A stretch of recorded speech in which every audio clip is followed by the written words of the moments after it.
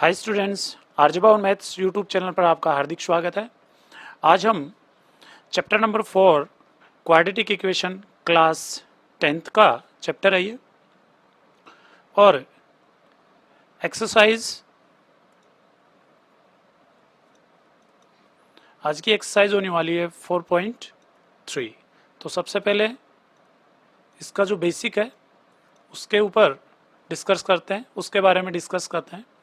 तो इस एक्सरसाइज में हमें नेचर ऑफ रूट्स के बारे में स्टडी के लिए कुछ मटेरियल मिलने वाला है। तो सबसे पहले नेचर ऑफ रूट्स, तो यहाँ पर जो नेचर ऑफ रूट्स होते हैं वो 3 टाइप्स के होते हैं। अब नेचर ऑफ रूट्स का मतलब होता है कि जो आपने एक्सरसाइज 4.1 और 4.2 में जो x की वैल्यू देखी है, क्योंकि यहाँ पर आपने क्या देखा कि कोई भी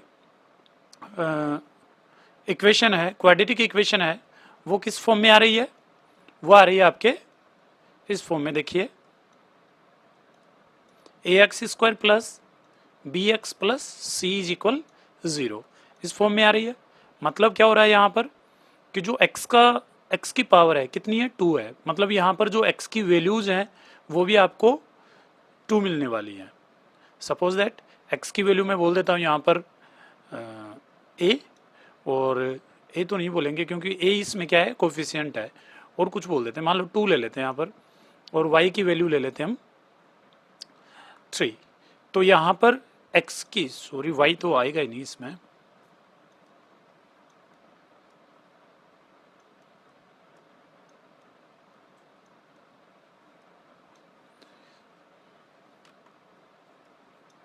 मतलब आपके पास x की कितनी वैल्यूज आने वाली हैं?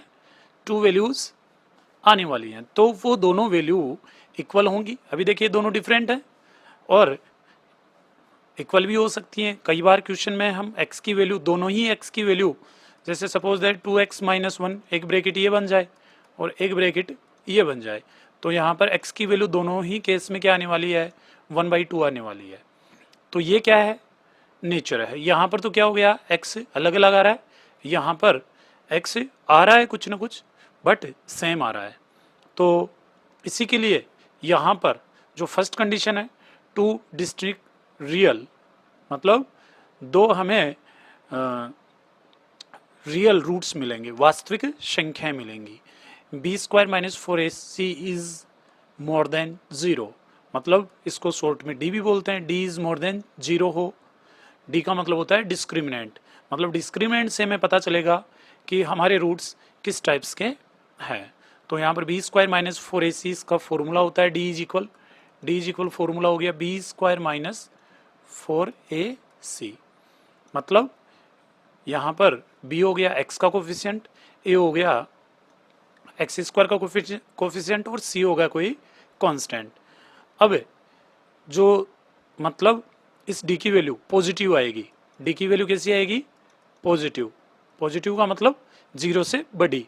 यहाँ पर भी देखिए मोर देन लगा रखा है, मोर देन का मतलब बड़ा, 0 से बड़ा आएगा, मतलब d की वैल्यू आपके पास 0 से बड़ी आएगी। तो रूट्स क्या करेंगे? रूट्स आर एग्जिस्ट, मतलब रूट्स क्या होंगे? कुछ न कुछ मिलेंगे आपको, एग्जिस्ट करेंगे, और क्या होंगे? डिफरेंट होंगे। दोनों कैसे होंगे? डिफरेंट रूट्स होंगे, डिफरेंट रूट्स, दोनों डिफरेंट होंगे, मतलब अलग अलग होंगे। ये वाला केस देखिए, x की दोनों वैल्यू क्या आ रही है? अलग अलग आ रही है ना, इस केस की बात कर रहे हैं। रियल होंगे और डिफरेंट होंगे। ओके, इसके बाद में सेकंड केस है, ये फर्स्ट केस हो गया, ये वाला सेकंड केस है। सेकंड केस क्या है? 2 रियल रूट्स, मतलब जब इसकी वैल्यू, मतलब d इज इक्वल 0 आ जाए ना, तब आपके पास ये वाली कंडीशन बन जाएगी। मतलब दोनों ही रूट्स कैसे आने वाले हैं? मतलब रूट्स तो क्या करेंगे? Roots are exist and equal. दोनों रूट्स कैसे होंगे? इक्वल होंगे और एग्जिस्ट करेंगे, मतलब कुछ ना कुछ वैल्यू होगी। और इसमें क्या होगा? नो रियल रूट्स, मतलब रूट्स एग्जिस्ट ही नहीं करेंगे। तो इसमें x की वैल्यू के बारे में हमें कुछ, और इस क्वेश्चन को हम आगे सोल्व भी नहीं करेंगे। इन दोनों केस में हम क्या करते हैं, क्वेश्चन को आगे सोल्व करते हैं और एक्स की वैल्यू फाइंड करते हैं। ये छोटा सा इसका क्या था, बेसिक था। अब देखते हैं हम क्वेश्चंस।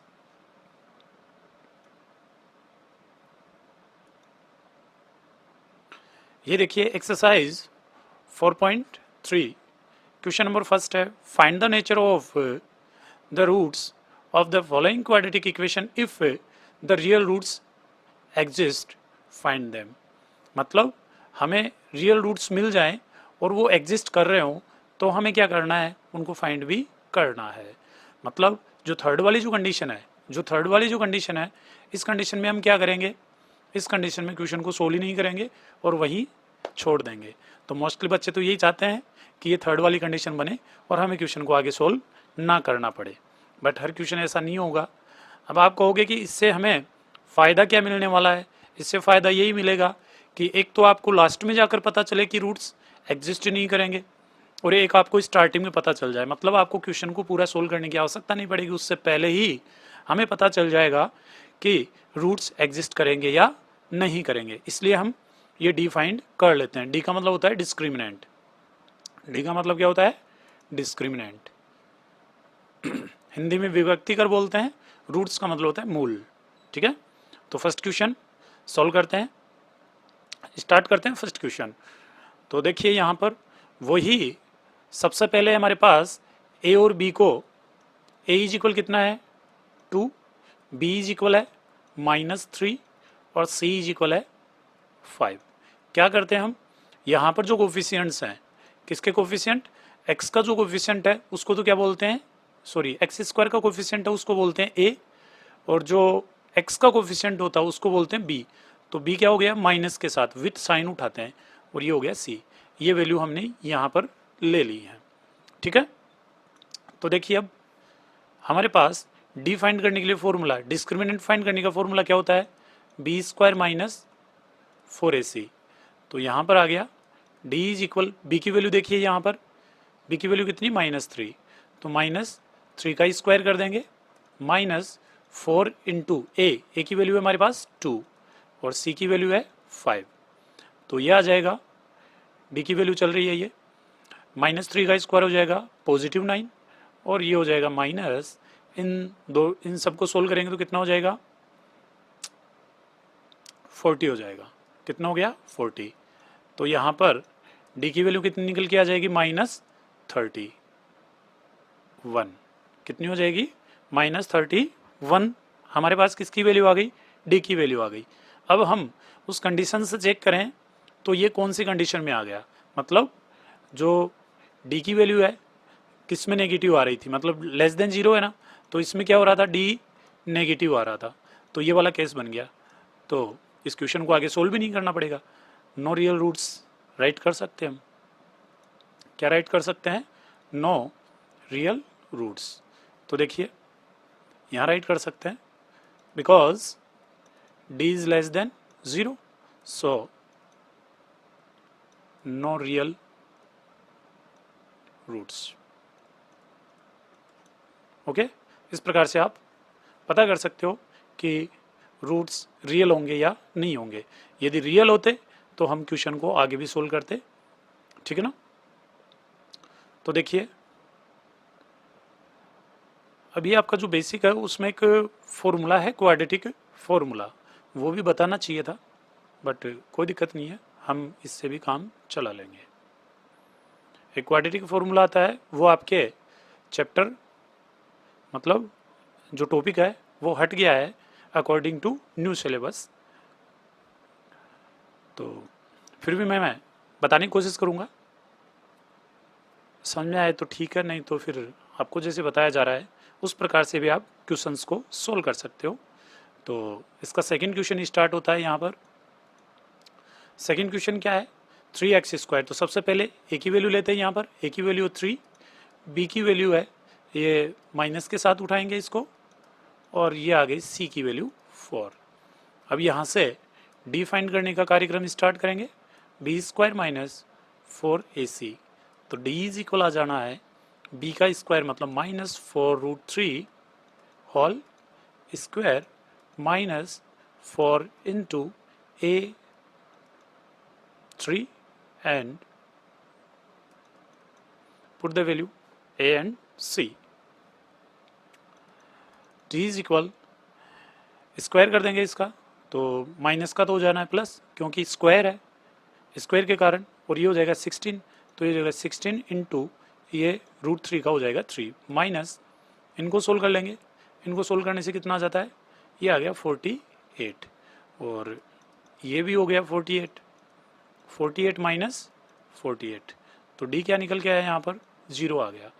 तो क्या गया यहाँ पर, because D is equal 0, so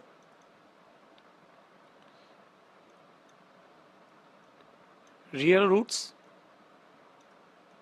and equal, मतलब रूट्स कैसे होंगे, रियल होंगे और इक्वल होंगे, मतलब डी की वैल्यू क्या आ गई, 0 आ गई, 0 आ गई, इसका मतलब रूट्स इक्वल होने वाले हैं। अब रूट्स इक्वल होंगे तो देखिए पता चलेगा आपको कि रूट्स किस प्रकार से इक्वल आएंगे। तो देखिए यहाँ पर स्प्लिटिंग, बाय स्प्लिटिंग मेथड हम क्वेश्चंस को सोल्व कर लेंगे। तो किस टाइप से सोल्व करते हैं क्वेश्चन को, हम क्या करते हैं, 3x² फर्स्ट और लास्ट को एज इट इज राइट करते हैं, इक्वल भी लगा देते हैं 0, इन दोनों को मल्टीप्लाई कर लेते हैं, कितना हो गया 12 है। ऐसे नंबर बताइए जिनको मल्टीप्लाई करने से तो 12 आते हों और ऐड या सब्ट्रैक्ट करने से -4√3x आता हो। इस प्रकार के आपको रूट सही हैं जिनको मल्टीप्लाई करने से कितना आता हो 12 है। इन दोनों का प्रोडक्ट, इन दोनों का प्रोडक्ट कितना हो जाता है 12x²। तो इसके हम क्या करेंगे, रूट्स फाइंड करने की कोशिश करेंगे। अगर मान लो इससे आप नहीं कर पाते हो तो एक क्वाड्रेटिक फॉर्मूला होता है, क्वाड्रेटिक फॉर्मूला से भी आप क्वेश्चंस को डील कर सकते हो। ये वाला मेथड आपको पहले से आता है, फिर भी आप इससे करना चाहो तो कर सकते हो। देखिए ऐसे राइट कर सकते हो, -2√3x और -2√3x, ये हो गया। इन दोनों को ऐड करते हैं तो 4√3x आता है और इन दोनों को मल्टीप्लाई करते हैं तो कितना आ जाता है 12 आ जाता है। यहाँ से कॉमन ले लेंगे, पेयर बनाकर कॉमन लेते हैं, यहाँ से कॉमन आएगा √3x। √3x क्यों आया, क्योंकि ये 3 है ना, इसको राइट कर सकते हैं हम √3 इंटू √3, दोनों को मल्टीप्लाई करते हैं, √9 आता है, √9 की वैल्यू 3 होती है, इसलिए हम राइट कर सकते हैं इस टाइप से। तो यहाँ से कॉमन आ जाएगा, एक √3 चला गया और एक x यहाँ से चला गया, तो बच जाएगा क्या √3x बच जाएगा, माइनस यहाँ से √3 चला गया तो 2 बच जाएगा। ओके, यहाँ से कॉमन लेंगे तो देखिए यहाँ पर आएगा, सॉरी यहाँ पर 3 आएगा, ये 3x बार है ये,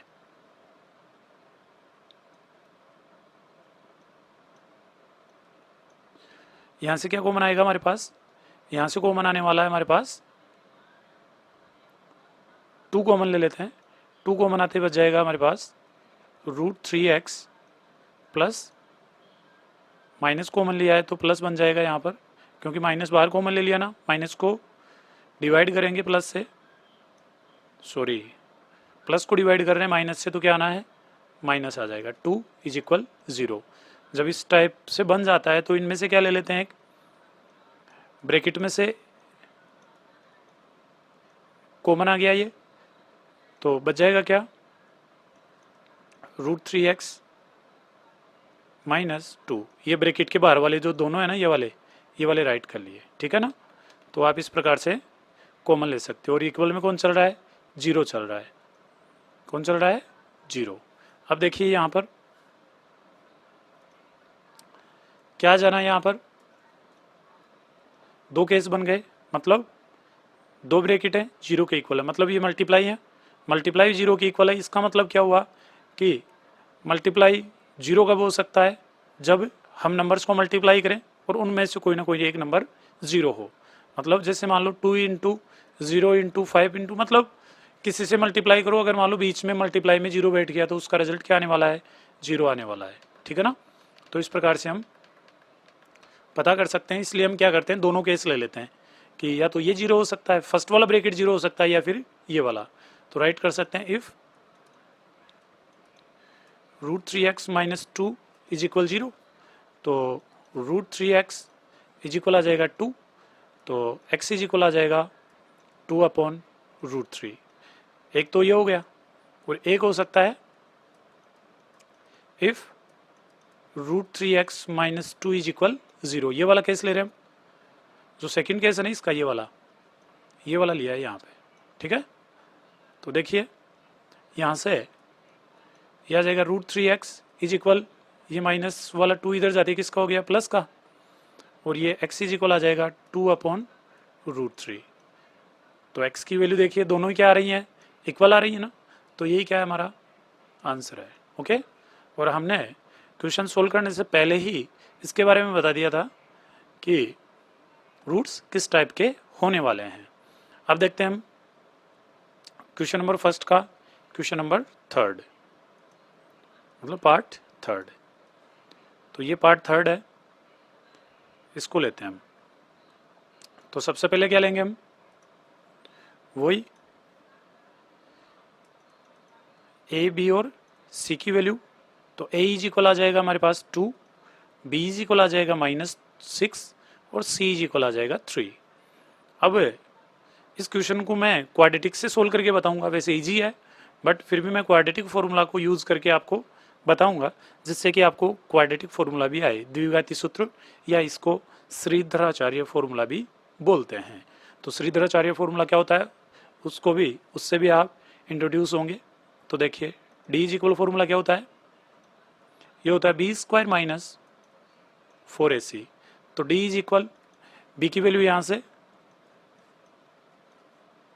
-4 इंटू ए की वैल्यू है 2 और सी की वैल्यू है 3। तो डी इज इक्वल निकल के आने वाला है यहाँ से 36 माइनस, इनको मल्टीप्लाई कर लेंगे सबको, तो ये कितना हो गया, देखिए 8 3 जा 24, तो डी इज इक्वल आ गया हमारे पास 12 है। डी की वैल्यू 0 से ज़्यादा आ रही है, मतलब मोर देन है, because D is more than 0, so roots are real and distinct भी बोल सकते हैं, डिफरेंट भी बोल सकते हैं।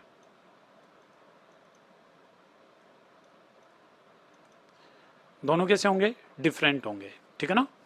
रियल होंगे, डिफरेंट होंगे, मतलब जो x की वैल्यूज हैं वो दोनों ही अलग अलग आने वाली है। तो मैं अब बाई क्वाड्रेटिक फॉर्मूला यूज़ कर लेता हूँ, या श्रीधराचार्य भी बोलते हैं। तो क्या होता है वो होता है x इज इक्वल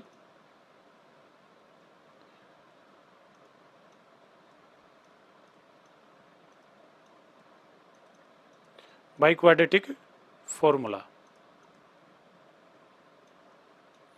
तो देखिए क्या होता है वो, x is equal -b plus minus root B square. अब बी स्क्वायर की जगह पर यहाँ क्या राइट कर देता हूँ मैं, डी राइट कर देता हूँ। वैसे बी स्क्वायर -4ac आता है, क्योंकि हमने डी की वैल्यू निकाल ली है, बी स्क्वायर -4ac की वैल्यू निकाल ली है, तो यहाँ पर डी पुट कर सकता हूँ मैं, डिवाइड बाई आता है 2a, डिवाइड बाई 2a। तो x की वैल्यू आ जाएगी माइनस, फॉर्मूले में है b की वैल्यू यहाँ पर हमारे पास -6, तो माइनस आने के कारण हम ब्रैकेट यूज़ करेंगे, प्लस माइनस रूट डी की वैल्यू आई है 12, डिवाइड बाई कितना आ रहा है 2 इंटू ए कितना है हमारे पास 2 है। ओके, तो देखिए यह आ जाएगा x इज इक्वल, माइनस को माइनस से मल्टीप्लाई करेंगे तो क्या हो जाएगा, प्लस हो जाएगा और 6 आ जाएगा, ये प्लस माइनस इसकी वैल्यू √12 है। √12 की क्या राइट कर सकते हैं हम, 4 इंटू 3 राइट कर सकते हैं ना, अरे 4 इंटू 3, तो 4 चलो राइट करता हूँ मैं, 4 इंटू 3 राइट कर सकता हूँ, डिवाइड बाई ये 2 को 2 से मल्टीप्लाई करेंगे तो क्या हो जाएगा 4। तो x इज इक्वल निकल के आने वाला है यहाँ पर 6 प्लस माइनस 4 का स्क्वायर रूट कितना होता है 2, तो 2 तो आ गया बाहर और ये 3 बैठा रह गया अंदर।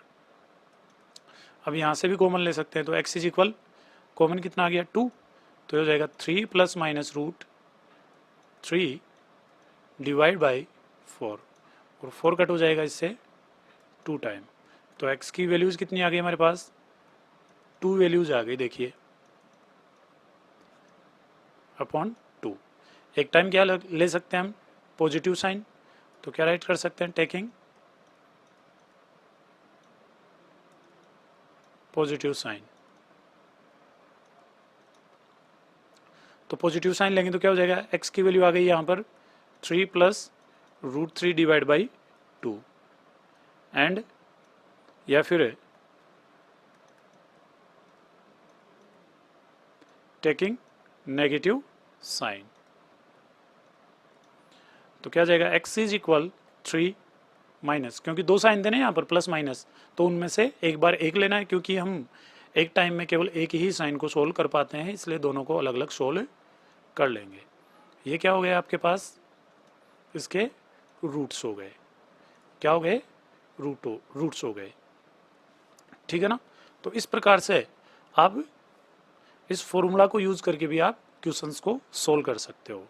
और अगर मान लो हम वैसे सोल्व करते ना बाय स्प्लिटिंग मेथड, तो हम ऐसे नंबर सोच पाने में भी थोड़ा सा काफ़ी टाइम लगता, इसलिए हमने ये फॉर्मूला लगा लिया बीच में, क्वाड्रेटिक फॉर्मूला, ठीक है। अब देखते हैं क्वेश्चन नंबर सेकंड। तो क्वेश्चन नंबर सेकंड देखिए क्या कह रहा है, find the value of K for each of the following quadratic equation so that they have two equal roots. मतलब इक्वल रूट्स होने की कंडीशन क्या है, डी इज इक्वल 0 होती है, तो हम वो ही अप्लाई करेंगे। तो स्टार्ट करते हैं क्वेश्चन नंबर फर्स्ट। सेकंड का फर्स्ट है, क्या दे रखा है, तो यहाँ पर कंडीशन ऑफ इक्वल रूट्स की कंडीशन क्या होती है, डी इज इक्वल 0 होती है, यही होती है ना। डी का मतलब क्या हो गया, b² minus 4ac is equal 0। अब यहाँ पर a की वैल्यू कितनी है, b की वैल्यू कितनी है, तो a की वैल्यू तो है 2, तो राइट कर देंगे यहाँ पर, b की वैल्यू है k, तो k का स्क्वायर, क्योंकि x का जो कोफिशिएंट है वही तो आना है, माइनस 4 इंटू a की वैल्यू है 2 और c की वैल्यू है 3 इज इक्वल 0। तो यह आ जाएगा k² माइनस, इन सबको मल्टीप्लाई कर लेंगे, 8 3 जा कितना हो गया 24 इज इक्वल 0। 24 को उस तरफ 0 की तरफ भेज देंगे, तो k² इज इक्वल आ जाएगा पॉजिटिव 24। तो k इज इक्वल, जब कभी भी हम स्क्वायर हटाते हैं तो हमेशा साइन किसका आता है, पॉजिटिव और नेगेटिव, ठीक है ना। और ये 24, तो इसको राइट कर सकते हैं k is equal plus minus, इसको राइट कर सकते हैं हम 24 को राइट कर सकते हैं 4 इंटू 6, तो 4 का तो क्या हो जाता है 2, तो 2√6 आंसर। ये क्या हो गई, k की वैल्यू हो गई, ओके। अब देखते हैं हम क्वेश्चन नंबर सेकंड। देखिए क्या दे रखा है, kx²। सबसे पहले तो इसको सोल्व करें, क्योंकि x² दिख ही नहीं रहा, तो kx को क्या कर देते हैं, अंदर भेज देते हैं, तो हो जाएगा ये kx² minus 2kx plus 6 is equal 0, ये बनेगा, यही बनाना। अब ये बनने के बाद में हम यहाँ से a की वैल्यू निकाल लेंगे k, और b की वैल्यू निकाल लेंगे माइनस 2k, और c की वैल्यू निकाल लेंगे 6। इस प्रकार से हम a, b और c की वैल्यू निकाल लेंगे। ये निकालने के बाद में कंडीशन लगा देंगे हम, कंडीशन ऑफ इक्वल रूट्स, मतलब रूट्स इक्वल होने की कंडीशन लगा देंगे यहाँ पर। तो आ जाएगा d इज इक्वल 0, और d इज इक्वल 0 का मतलब होता है b² minus 4ac is equal 0। तो b की वैल्यू देखिए यहाँ पर क्या पुट कर दोगे आप b के बदले, यहाँ पर माइनस 2k, तो minus 2k whole square minus 4 into a की वैल्यू आ गई यहाँ पर कितनी है k, और c की वैल्यू है 6, और इक्वल में कौन है 0। तो ये हो गया 4k² माइनस, यहाँ से मल्टीप्लाई करेंगे तो 24k इज इक्वल 0। दोनों में कॉमन क्या दिख रहा है, 4k कॉमन दिख रहा है, तो क्या आ जाएगा यहाँ पर k माइनस 6 इज इक्वल 0। तो जब दो ब्रैकेट 0 के इक्वल है, ये मल्टीप्लाई में ही तो है, ब्रैकेट में भी राइट कर सकते हैं इसको, जब दो ब्रैकेट किसके इक्वल हो, 0 के इक्वल हो, मतलब क्या होता है, उनमें दोनों में कोई ना कोई एक जीरो होता है।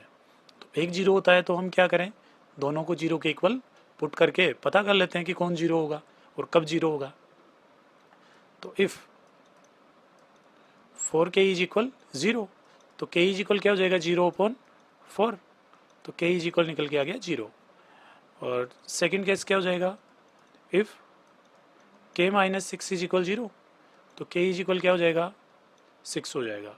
ये क्या हो गए आपके आंसर हो गए। बट k की वैल्यू ज़ीरो नहीं हो सकती। क्यों नहीं हो सकती k की वैल्यू ज़ीरो, उसका रीज़न बताते हैं।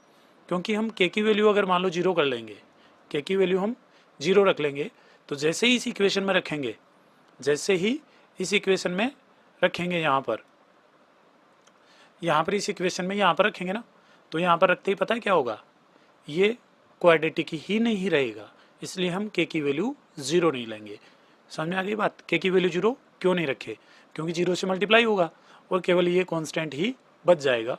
तो k की वैल्यू जीरो नहीं हो सकती। यदि k की वैल्यू जीरो हो जाएगी तो ये क्वाड्रेटिक भी नहीं होगा, इसलिए k की वैल्यू जीरो नहीं होगी। ठीक है, तो आई होप आपके जो डाउट्स हैं वो क्लियर हुए होंगे। और आज के वीडियो में इतना ही, मिलते हैं नेक्स्ट वीडियो में। तब तक के लिए जय हिंद, जय भारत।